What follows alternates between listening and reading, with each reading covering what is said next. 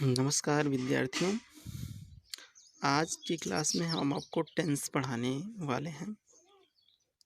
तो टेंस सीखने के लिए पढ़ने के लिए हमें सबसे पहले टेंस के पार्ट और भागों के बारे में जानना चाहिए और समझना चाहिए। इसलिए सबसे पहले हम एकदम एक एकदम एकदम वाक्य के छोटी चीज़ों से शुरुआत करते हैं। अक्षर। सबसे पहले अक्षर समझेंगे। अक्षर होते क्या हैं?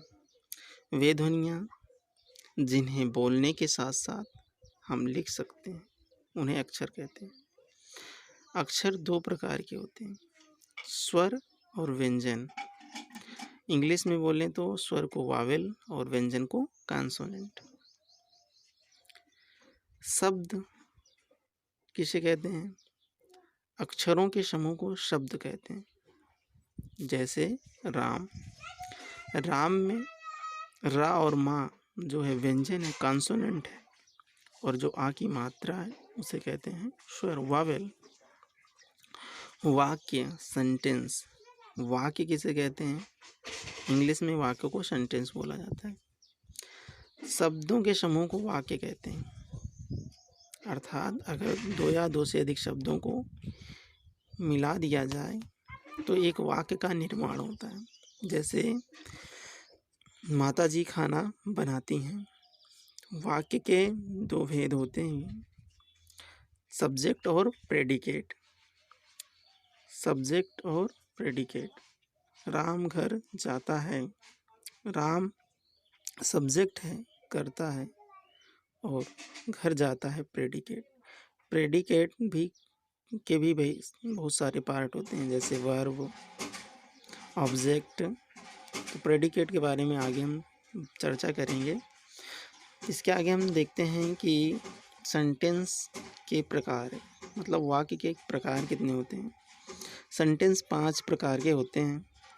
पहला असर्टिव सेंटेंस। असर्टिव सेंटेंस भी 2 प्रकार का होता है।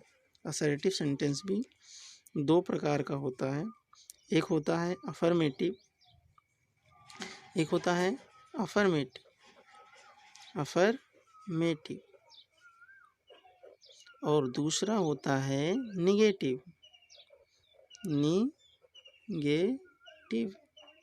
निगेटिव। अफर्मेटिव को हिंदी में बोलते हैं स्वीकारात्मक।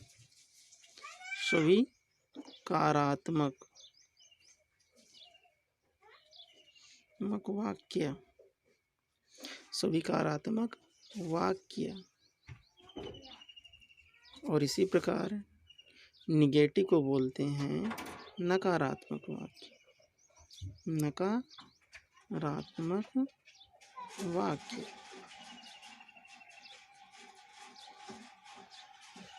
तो अब असर्टिव सेंटेंस को 2 पार्ट होते हैं, अफर्मेटिव मतलब स्वीकारात्मक वाक्य, निगेटिव मतलब नकारात्मक वाक्य। फिर दूसरा सेंटेंस है इंट्रोगेटिव सेंटेंस। मतलब इंट्रोगेटिव सेंटेंस को हिंदी में बोलते हैं प्रश्नवाचक वाक्य। प्रश्नवाचक वाक्य। प्रश्नवाचक वाक्य। और इसी प्रकार इम्परेटिव सेंटेंस को हिंदी में बोलते हैं आज्ञा सूचक वाक्य। आज्ञा सूचक वाक्य।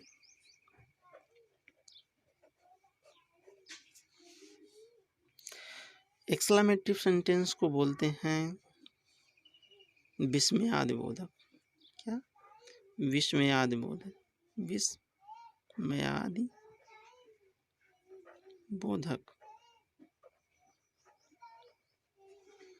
वाक्य।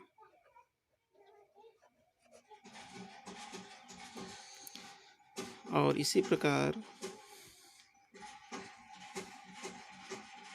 ऑप्टेटिव सेंटेंस को बोलते हैं, ऑप्टेटिव सेंटेंस को बोला जाता है इच्छा सूचक वाक्य। इच्छा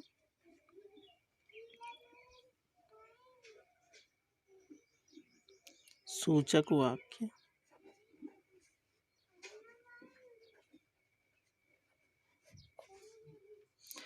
तो एक बार फिर समझ लेते हैं सेंटेंस के प्रकार। सेंटेंस 5 प्रकार के होते हैं। इंग्लिश में बोलें kind of sentences. Assertive sentence दो प्रकार होते हैं, अफर्मेटिव और निगेटिव। इंट्रोगेटिव सेंटेंस प्रश्नवाचक वाक्य, इंपरेटिव सेंटेंस आज्ञासूचक वाक्य, एक्सक्लेमेटरी सेंटेंस विस्मयादिबोधक वाक्य और ऑप्टेटिव सेंटेंस इच्छा सूचक वाक्य। इतनी चीज़ हम लोग समझ लिए कि सेंटेंस क्या होते हैं, सेंटेंस के भाग क्या होते हैं। अब हम पढ़ेंगे टेंस। टेंस के कितने प्रकार होते हैं। तो पहले टेंस समझते हैं। टेंस होते क्या हैं।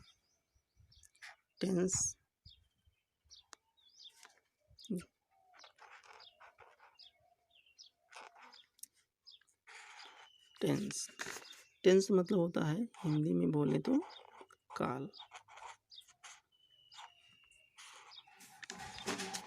टेंस मतलब काल। और टेंस 3 प्रकार के होते हैं, मतलब प्रेजेंट टेंस,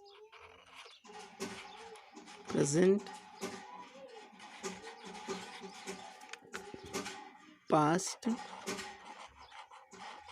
और फ्यूचर टेंस।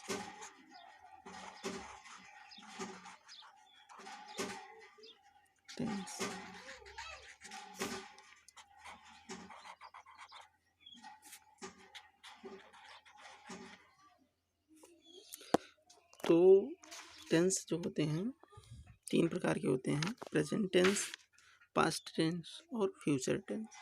प्रेजेंट टेंस को बोलते हैं वर्तमान काल, पास्ट टेंस को बोलते हैं भूतकाल और फ्यूचर टेंस को बोला जाता है भविष्य काल। सबसे पहले प्रेजेंट टेंस मतलब वर्तमान काल।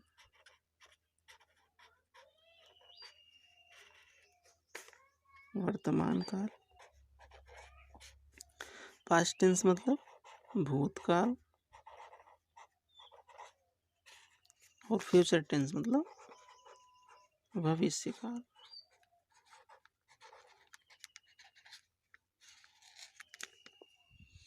वर्तमान काल, भूतकाल और भविष्य काल। हर टेंस के 4-4 पार्ट होते हैं, मतलब प्रत्येक टेंस के 4-4 पार्ट होते हैं। तो सबसे पहला पार्ट होता है प्रेजेंट इंडेफिनिट, मतलब इंडेफिनिट, कंटीन्यूअस, परफेक्ट और परफेक्ट कंटीन्यूअस। ये 4-4 पार्ट होते हैं हर टेंस के। तो हम लिखते हैं पहले प्रेजेंट टेंस के सारे पार्ट। सबसे पहले प्रेजेंट टेंस का पहला पार्ट है प्रेजेंट इंडेफिनिट, प्रेजेंट इंडेफिनिट। दूसरे पार्ट हैं प्रेजेंट कंटीन्यूअस, प्रेजेंट कंटीन्यूअस।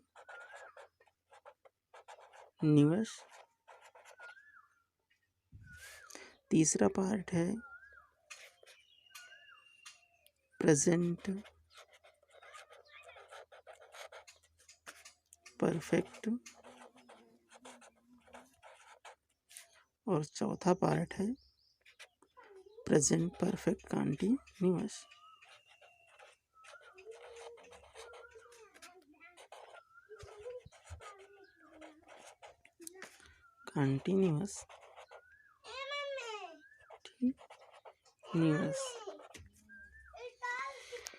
एक बार फिर समझ लेते हैं। प्रेजेंट टेंस मतलब वर्तमान काल।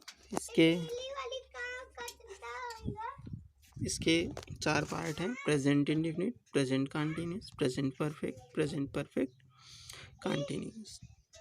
इसी तरह पास्ट टेंस के भी 4 पार्ट रहेंगे, बस प्रेजेंट के स्थान पे हमें लगाना है पास्ट। जैसे past indefinite, past continuous, past perfect और पास्ट परफेक्ट कंटीन्यूअस। इस प्रकार फ्यूचर टेंस के 4 पार्ट लिखने हैं हम। ये समझ लीजिए होमवर्क है आपका, इसे लिख के आगे दिखाना है कल की क्लास के पहले। जैसे फ्यूचर टेंस का पहला पार्ट होगा फ्यूचर इंडेफिनिट, दूसरा फ्यूचर कंटीन्यूअस, तीसरा फ्यूचर परफेक्ट और चौथा फ्यूचर परफेक्ट कंटिन्यूस।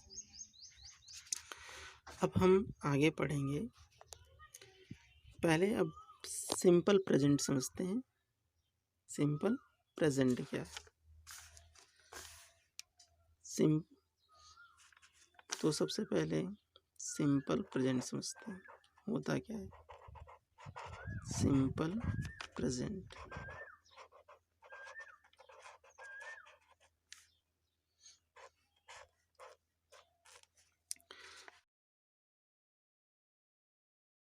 है मतलब साधा। आगे हम समझते हैं सब्जेक्ट। सबसे पहले टेंस पढ़ने के पहले थोड़ा सा और हम चीज़ समझ लेते हैं। सब्जेक्ट, वर्ब और ऑब्जेक्ट, ये तीन पार्ट होते हैं मेन एक वाक्य के, एक सेंटेंस के। जब तक हम सेंटेंस नहीं समझ पाएंगे तब तक हम टेंस को समझ नहीं सकते। इसलिए पहले सेंटेंस के तीनों पार्ट को अच्छी तरह हम समझ लें, जान लें, तब हम टेंस आगे पढ़ेंगे। वाक्य में जो काम करता है वो सब्जेक्ट कहलाता है। एक बार फिर से मैं रिपीट कर देता हूँ। वाक्य में जो काम करता है सब्जेक्ट कहलाता है। मतलब अगर हम कोई काम कर रहे हैं, कोई दूसरा कोई काम कर रहा है, तो वो कर्ता कहलाएगा, मतलब सब्जेक्ट कहलाएगा। जैसे राम खाना खाता है, या राज खाना खाता है, या सीता खाना खाती है। तो इन सब में सीता, राम, राज ये सब काम कर रहे हैं। किस चीज़ का? खाने का। कार्य जो हो रहा है खाने का हो रहा है। तो खाने का काम कौन कर रहा है? राज। तो इसलिए इसे सब्जेक्ट बोला जाएगा राज को, क्योंकि राज ही खाना खा रहा है। इस प्रकार हम ऑब्जेक्ट देखते हैं। ऑब्जेक्ट मतलब कर्म। वाक्य में क्या, किसे, किससे लगाने से जो कुछ भी हमें प्राप्त हो ऑब्जेक्ट कहलाएगा। ऑब्जेक्ट भी दो प्रकार के होते हैं, एक डायरेक्ट और एक इनडायरेक्ट। अगर डायरेक्ट कोई काम हो रहा है तो उसे डायरेक्ट ऑब्जेक्ट बोलेंगे, और इनडायरेक्ट कोई कार्य हो रहा है तो डायरेक्ट ऑब्जेक्ट बोलेंगे। इनडायरेक्ट ऑब्जेक्ट का उपयोग तो टेंस में नहीं होता। आगे जब हम एक्टिव पैसिव पढ़ेंगे तो वहाँ समझेंगे इसको विस्तार से। बस थोड़ा सा इसके पार्ट समझते रहिए बस। आगे देखते हैं वर्ब। कर्ता जो कार्य करता है उसे वर्ब कहते हैं। कर्ता जो कार्य करेगा उसे वर्ब बोलेंगे। जैसे राजा घर बस से जाता है। राजा घर बस से जाता है। तो the king goes to house by bus. The king goes to house by bus. यहाँ पे राजा जा रहा है कहाँ पे? घर। किससे? बस से। तो राजा काम कर रहा है जाने का। जाता क्या है? क्रिया है। राजा क्या है? वर्ब है। राजा क्यों सब्जेक्ट हुआ? थोड़ा सा समझ लीजिए। राजा इसलिए सब्जेक्ट हुआ क्योंकि ये काम कर रहा है जाने का। कार्य किसका हो रहा है? जाने का काम हो रहा है। इसलिए जो कार्य होता है उसे हम वर्ब बोलते हैं, क्रिया बोलते हैं। और किससे जा रहा है? बस से जा रहा है। किससे जा रहा है? मैंने पहले ही बताया कि ऑब्जेक्ट में वही चीज़ कहलाएगा जहाँ क्या, किसे और किससे लगाने से कुछ भी हमें वाक्य में मिल जाए। जैसे राजा घर बस से जाता है, तो राजा बस से जा रहा है घर। इसलिए जैसे हम सेंटेंस में वाक्य में लगाएं, किससे जा रहा है राजा घर? तो बस से जा रहा है, इसलिए बस को हमें ऑब्जेक्ट बोलेंगे। ध्यान रखना कि ऑब्जेक्ट पहचानने में थोड़ी दिक्कत होती है, इसलिए थोड़ा इसका ट्रिक समझते रहना कि क्या, किसे या किससे लगाने पे ही जो जो हमें मिलेगा उसे ही हम ऑब्जेक्ट बोलेंगे। दूसरा वाक्य देखते हैं। हम कलम से पत्र लिखते हैं। हम कलम से पत्र लिखते हैं। We write letter with pen. हम कलम पत्र से लिखते हैं। हम कलम से पत्र लिखते हैं। We write letter with pen. हम किससे लिखते हैं और क्या लिखते हैं, ध्यान रखना। कर्ता मतलब जो काम करेगा उसे कर्ता कहेंगे। तो हम काम कर रहे हैं किसका? लिखने का। तो हम कर्ता सब्जेक्ट होंगे, मतलब कर्ता होंगे। क्या काम कर रहे हैं? लिखने का। तो लिखने का काम क्या है? जो कार्य रहेगा उसे क्रिया बोलेंगे। ध्यान रखना, जो कार्य रहेगा उसे ही हमेशा क्रिया बोलेंगे। तो लिखने का कार्य हो रहा है इसलिए इसे क्रिया बोलेंगे। Letter with pen. अब लेटर एक डायरेक्ट ऑब्जेक्ट होता है, अभी मैंने पहले बताया था, और एक इनडायरेक्ट ऑब्जेक्ट। मैंने बोला था कि एक डायरेक्ट ऑब्जेक्ट होता है, इनडायरेक्ट। थोड़ा समझ लेते हैं डायरेक्ट ऑब्जेक्ट कहते किसे और इनडायरेक्ट ऑब्जेक्ट किसे। अगर क्या लगाने से वाक्य में जो भी हमें प्राप्त होगा उसे डायरेक्ट ऑब्जेक्ट बोलेंगे, और किससे लगाने से जो हमें मिलेगा उसे इनडायरेक्ट बोलेंगे। तो ध्यान रखना, हम कलम से पत्र लिखते में व लिखने वाले वाक्य में हम देखते हैं कि किससे लिखते हैं, तो पेन से लिखते हैं। क्या लिखते हैं? पत्र लिखते हैं। तो पत्र जो होगा लेटर वो डायरेक्ट ऑब्जेक्ट हो जाएगा, और किससे लिखते हैं? पेन से लिखते हैं, इसलिए इनडायरेक्ट ऑब्जेक्ट हो जाएगा। ध्यान रखना, क्या लगाने से जो भी हमें मिलेगा उसे डायरेक्ट ऑब्जेक्ट बोलेंगे, और किससे लगाने से जो भी मिलेगा हमें उसे इनडायरेक्ट ऑब्जेक्ट बोलेंगे। वाक्य में क्या लिखते हैं? तो पत्र लिखते हैं, इसलिए पत्र डायरेक्ट ऑब्जेक्ट है, लेटर डायरेक्ट ऑब्जेक्ट है। और क्या किससे लगाने से? पेन मिल रहा है, मतलब कलम से लिखते हैं, इसलिए कलम जो है, पेन जो है, इनडायरेक्ट ऑब्जेक्ट है। अब इसके आगे हम समझेंगे, टेंस की ओर बढ़ते हैं। टेंस की ओर बढ़ते हैं। पहचान टेंस सिंपल प्रेजेंट की होती है, हो, है। जैसे उदाहरण समझते हैं, वह आम है, ही इज मैंगो। वह आम है, ही मतलब वह, इज मतलब है, मैंगो मतलब आम। सबसे पहले हम वाक्य में सब्जेक्ट ढूंढेंगे, सब्जेक्ट लिखेंगे, फिर वर्ब ढूंढेंगे, वर्ब लिखेंगे, फिर ऑब्जेक्ट ढूंढेंगे, फिर ऑब्जेक्ट लिखेंगे। तो इसमें वो ऑब्जेक्ट तो है नहीं, केवल वर्ब और सब्जेक्ट है। सब्जेक्ट वह है और आम, वर्ब इज है, आम। उसके बाद घर, वे घर हैं, दे आर होम। दे मतलब वे, इज मतलब, अब यहाँ पे आर इसलिए लगा है कि बहुवचन, इसके लिए एक वचन के लिए इज और बहुवचन के लिए आर का प्रयोग करें। तो दे बहुवचन है, वे ढेर सारे हैं, इसलिए हमें आर का प्रयोग करेंगे। They are home. हम आदमी हैं, वी मतलब हम मतलब बहुवचन, ढेर सारे आदमी हैं, इसलिए वी आर का प्रयोग करेंगे, और मैन मतलब आदमी। इस प्रकार राधा लड़की, राधा एक वचन है, तो राधा इज गर्ल। इज इसलिए लगा है क्योंकि एक वचन है, तो राधा इज गर्ल। इज और आर जो है ये सहायक क्रिया होती है, मतलब क्रिया की सहायता करने के काम आती हैं। वह कलम है, it is pen. It is का इसलिए इस्तेमाल करते हैं यहाँ पे क्योंकि ये निर्जीव वस्तु है कलम, इसलिए यहाँ पे ही और सी का इस्तेमाल नहीं करेंगे। It is pen. मैं विद्यार्थी हूँ, मैं विद्यार्थी हूँ। आई मतलब मैं मतलब हूँ, स्टूडेंट मतलब विद्यार्थी। आज की क्लास यहीं पे समाप्त होती है।